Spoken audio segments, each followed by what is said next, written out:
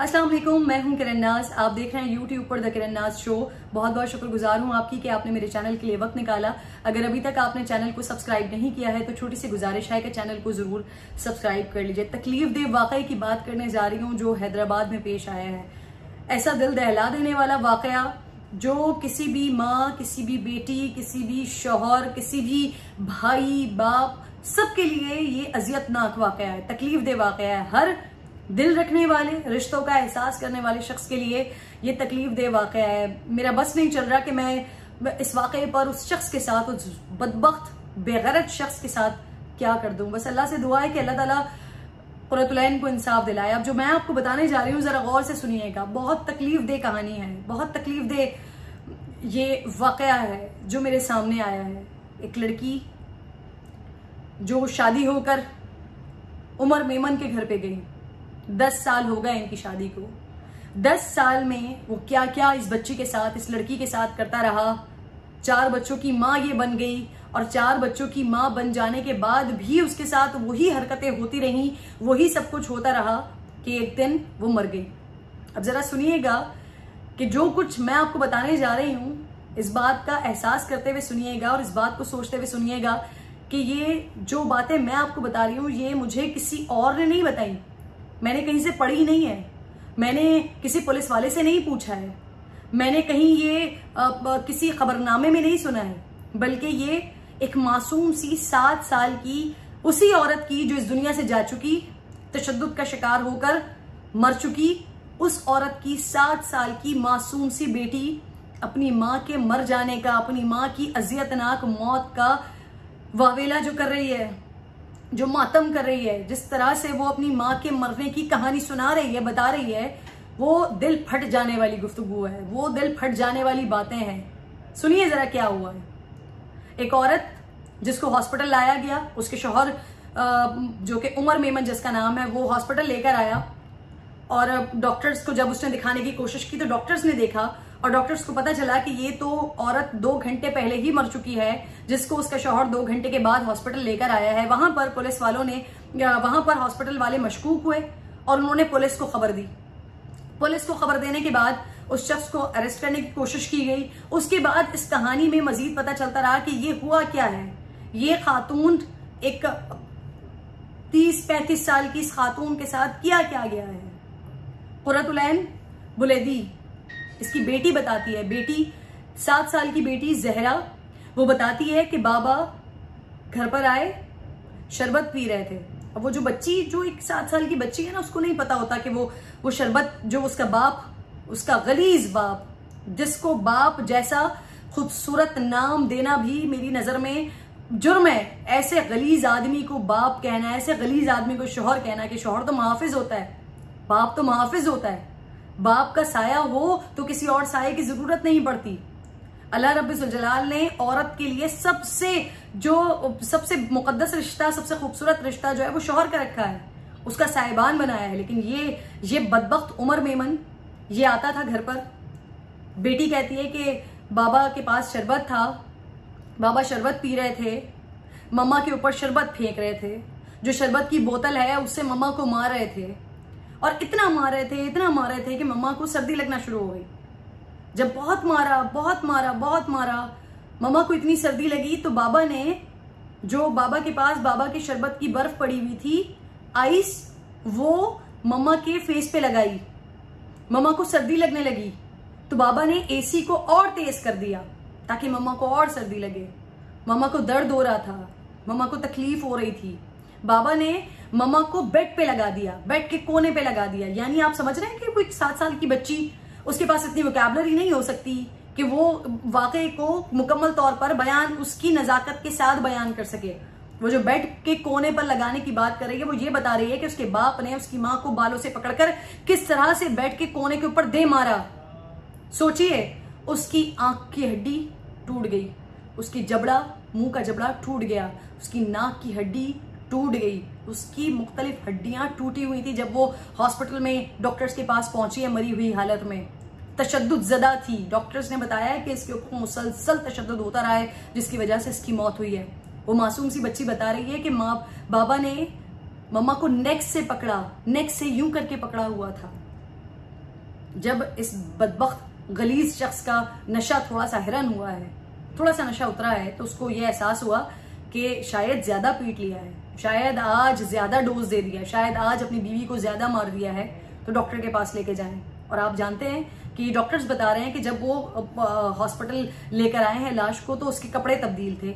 यानी कि इस शख्स ने, इस बदबख्त शख्स ने, इसको गैरत आई कि जो कपड़े बिल्कुल रेजा रेजा उसके जिस्म पर पिट पिट कर हो चुके थे, मार खा खा कर हो चुके थे, जिस हालत में वो मर गई, तो इस बेगैरत शख्स को ये गैरत आई कि वो अपनी बीवी को इस नीम भराना हालत में कैसे लेके जाए। तो इस बेगैरत ने जिसको मार दिया है, जिस बीवी को मार दिया है, उसको कपड़े तब्दील करवाए हैं और फिर उसको हॉस्पिटल लेकर गया है। क्या कोई बाप ऐसा हो सकता है? शौहर चलें छोड़ दीजिए कि हैदराबाद में चौथा वाकया है, लेकिन क्या कोई बाप ऐसा हो सकता है कि उसके सामने उसकी 2 बेटियां मौजूद हों, एक 2 साल की बेटी हो, एक 7 साल की बेटी हो, उसके सामने उसके 2 बेटे हों, एक 5 साल का बेटा हो, एक 4 साल का बेटा हो, और उनके सामने नशे की हालत में वो अपनी बीवी के ऊपर इतना बदतरीन तशद्दुद करे कि वो जान से ही चली जाए। कुर्रतुल ऐन जो अब इस दुनिया में नहीं रही है, पहले ही अपने घर वालों को बार बार कहती थी कि अगर मुझे कुछ हो जाए तो मेरे बच्चों का ख्याल रखिएगा। खास तौर पे अपनी अम्मी से कहती थी कि अम्मी मेरी बेटियों का ख्याल रखिएगा। उसको पता था, लेकिन तलाक नहीं लेती थी कि लोग क्या कहेंगे। ये जो लोग क्या कहेंगे, जो हमने अपनी सोसाइटी के स्टैंडर्ड्स बना दिए हैं ना, बहुत मुश्किल जिंदगी कर दी है हमने खुद खवातीन की, हमने खुद लड़कियों के लिए जिंदगी मुश्किल कर दी है कि हमने स्टैंडर्ड्स बना दिए हैं। लोग क्या कहेंगे, तलाक ले ली तो लोग क्या कहेंगे, घर आ गई तो लोग क्या कहेंगे, भाई भाभी ने रखने से इनकार कर दिया तो लोग क्या कहेंगे, ससुराल वाले क्या कहेंगे, बच्चे छीन लेंगे, लोग क्या कहेंगे। ये लोग क्या कहेंगे, ये लोग इन लोगों की वजह से, इन लोगों के क्या कहने की वजह से कितनी औरतें हैं जो इसी तरह से पिट पिट के, मर मर के, तशद्दुद बर्दाश्त कर करके आज कब्रों में चली गई हैं। कितने कितने बच्चे हैं जिनकी जिंदगियां उजड़ गई हैं। अब ये जो 4 बच्चे हैं मासूम, इनके सर पे ना मां का साया रहा और बाप तो इनका था ही बदबख्त। उनकी तो जिंदगी उजड़ गई है, उनकी तो जिंदगी खत्म हो गई है। इसके कुर्रतुल ऐन के घर वाले बताते हैं कि वो 12 बताती थी कि मारता है, पीटता है, लेकिन घर वाले खुद इसलिए नहीं तलाक दिलवाते थे कि लोग क्या कहेंगे। इससे पहले भी एक दफा मारा पीटा गया, पुलिस के पास गए, कंप्लेन की, पुलिस ने FIR रजिस्टर नहीं किया। अब ये जरा गौर से सुनिए कि पुलिस ने FIR क्यों नहीं रजिस्टर की, पुलिस क्यों इसको नहीं पकड़ती, क्यों नहीं छेड़ती, कि अब भी जबकि इसकी बीवी मर गई, 4 बच्चों की मां इस बदबख्त उमर मेमन के तशद्दुद से मर गई, तो इसका बाप कौन है, ये मैं आपको बताने जा रही हूँ। खालिद मेमन है, साबिक सेक्रेटरी आबपाशी है। ये कहता है कि जाएं आप 10 FIR कटवा लें, मैं अपने बेटे को निकलवा लूंगा, मैं इतना ताकतवर आदमी हूं कि मैं अपने बेटे को निकलवा लूंगा। ये लानत भेजी गई है हमारे डिपार्टमेंट्स पर, हमारे अदालती निजाम पर, इस शख्स की जानिब से, जो साबिक सेक्रेटरी आबपाशी है, इसकी जानिब से। इसने बताया है कि मेरी एक चुटकी पर है ये हमारा अदालती निजाम, कि जहां पर मेरे इतने बड़े बड़े कॉन्टैक्ट्स हैं, मैं इतना ताकतवर आदमी हूं कि 10-20 FIR कटवा लें, यानी कि इससे ज्यादा औरतें भी वो मार ले तब भी उसके बेटे का कुछ नहीं हो सकता, उसको वो आराम से निकलवा लेगा।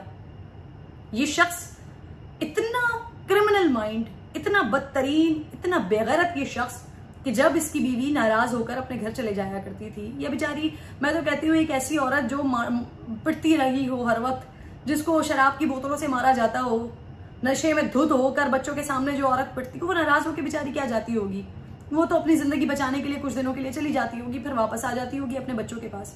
तो जब ये कभी अपनी माँ के घर जाती थी तो पीछे से ये शख्स बजाय इसके कि शर्मिंदा हो, अपनी बीवी को वापस बुलाने की कोशिश करे, कि क्या करता था, लड़कियों के साथ अपनी वीडियोस बना बनाकर अपनी बीवी को भेजता था, उसको मेंटली टॉर्चर करता था कि तुम्हारी जरूरत नहीं है मुझे, ये मेरे पास हैं, औरतें हैं मेरे पास। अय्याश आदमी था, नशा करने वाला आदमी था। इस पूरे वाकये में सिर्फ दर्द ही दर्द है नाज़रीन, लेकिन इसमें सबसे ज्यादा दर्द की बात पता है मेरे लिए, तकलीफ की बात क्या है, कि इस केस को इस बदबख्त आदमी की जो वकील है, वो वकील एक औरत है, साइमा आगा उसका नाम है। और ये औरत, एक औरत होते हुए, मैं तो समझती हूँ कि खवातीन को जब इस तरह के घरों में होने वाले वायलेंस के हवाले से खबरें आती है ना, केसेस आते हैं ना, तो औरतों को उससे पीछे हट जाना चाहिए, या तो औरत के साथ जाके खड़े हो जाना चाहिए। मैं नहीं कहती कि हर जगह औरत दुरुस्त होती है, सच्ची होती है, लेकिन जहां पर इस नौयत के वाकयात हो ना, औरतों को पीछे हट जाना चाहिए। या ना सिर्फ पीछे हट जाना चाहिए, बल्कि अगर आपके पास ऐसे लोग आते हैं कि जी आप हमारी वकालत करें, तो आप खुद से जाएं और आप उस तरफ खड़े हों जहां पर आपको लगता है कि ये हक और सच पर है। और ये साइमा आगा जो हैं, ये खातून फरमा रही हैं कि हो सकता है ये अपने घर में बाथरूम में गिर गई हों, स्लिप हो गई हों, स्लिप होने की वजह से चोटें आई हों, इस वजह से ये मर गई हों। अब कभी आपने सोचा है स्लिप होने की वजह से किसी की नाक की हड्डी, किसी के जबड़े की हड्डी, किसी की आंख की हड्डी टूट जाए और वो मर जाए? किसी के स्लिप हो जाने की वजह से उसके कपड़े उसके बदन के ऊपर रेजा रेजा हो जाएं? कभी सुना है आपने? लेकिन ये साइमा आगा जो कि इंसानियत और हर चीज से दूर होकर, एक खातून होने की हैसियत से भी दूर होकर सिर्फ और सिर्फ अपने पेशे को देख रही हैं, अपनी जिम्मेदारियां निभाते हुए अपने इस तरह के बदबख्त दरिंदे को बचाने की कोशिश कर रही हैं, जिसका बाप ये कहता है कि मैं निकलवा लूंगा अपने बेटे को।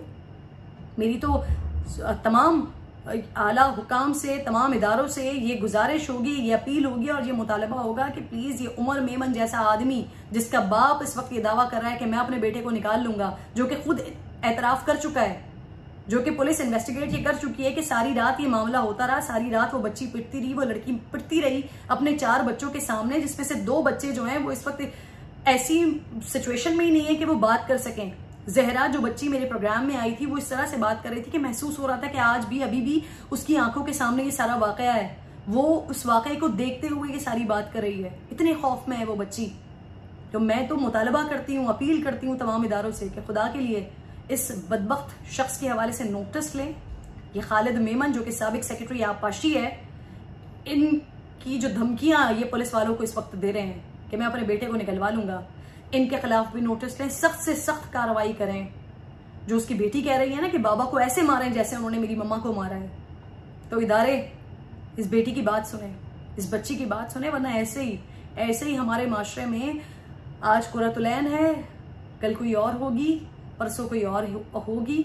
ये अय्याश किस्म के, बदबख्त किस्म के, शराबी नशई किस्म के आदमी इसी तरह से बेटियों को मारते रहेंगे। और उनके जो ये अय्याश किस्म के बाप हैं, खालिद मेमन साहब साबिक सेक्रेटरी आबपाशी हैं, ये इसी तरह से अपनी औलादों को निकालते रहेंगे, बचाते रहेंगे। अगर हमारे अदालती निज़ाम ने, अगर हमारे पुलिस के निज़ाम ने सही प्रोसिक्यूशन नहीं की, अगर अदालत ने इस लड़की को इंसाफ नहीं दिया, इसके बच्चों को इंसाफ नहीं दिया, तो यकीन जानिए कि ये एक वाकया नहीं, ऐसे हजारों वाकयात होंगे। हर थोड़े दिनों के बाद इसी तरह से कोई ना कोई कुरतुलैन होगी जो पिटेगी, मर जाएगी, तशद्दुद का शिकार होगी, अपने बच्चों को छोड़कर मर जाएगी और उसके बच्चे इसी तरह से रोते रहेंगे। हर कोई उनसे सवाल पूछेगा कि मम्मा को किसने मारा, मम्मा कैसे मरी। और आप जानते हैं कि ये किसी भी इतने छोटे बच्चे के लिए ये तकलीफ की बात होती है, उसके लिए ये बताना और उससे पूछना ये तकलीफ की बात होती है। मैंने अपनी ज़िंदगी के जो मुश्किल तरीन प्रोग्राम्स किए हैं, उनमें से आज का मुश्किल तरीन प्रोग्राम ये था जब मैं उस बच्ची से बात कर रही थी, जब मैं उस बच्ची से पूछ रही थी कि बेटा आपकी मम्मा के साथ क्या हुआ है। अल्लाह ताला इन बच्चों के लिए आसानी करे। आप तमाम लोग भी, अगर आपके आसपास कहीं पर भी इस तरह का कोई वाकया होता है, अगर किसी औरत को ऐसे तशद्दुद का निशाना बनाया जाता है, उसके घर वाले अगर खामोश हों, वो खुद अगर ना चाहे कि उसके मामले में कोई पड़े, तो खुदा के लिए मैं तो आप तमाम लोगों से रिक्वेस्ट करूंगी कि आप लोग इंसानियत के नाते प्लीज उस पर आवाज उठाएं, ऐसी बच्चियों को, ऐसी औरतों को समझाएं कि ये तुम्हारी जान ले लेगी तशद्दुद, ये तशद्दुद तुम्हें खत्म कर देगा। और वो बच्चियां, वो लड़कियां, बेशक औरतों को चाहिए कि वो अपना घर बचाने की हर मुमकिन कोशिश करें, लेकिन जहां पर ऐसे दरिंदे मौजूद हों जिनके साथ आप घर बचाने की कोशिश करें और वो आपकी जिंदगी के दुश्मन हों और वो आपकी जान ही ले लें, उन दरिंदों के साथ माँ बाप कभी नहीं कहते कि घर बचाने और बसाने की कोशिश करें। अपना ख्याल रखिए। अगली वीडियो में आपसे मुलाकात होगी। अल्लाह के बाद।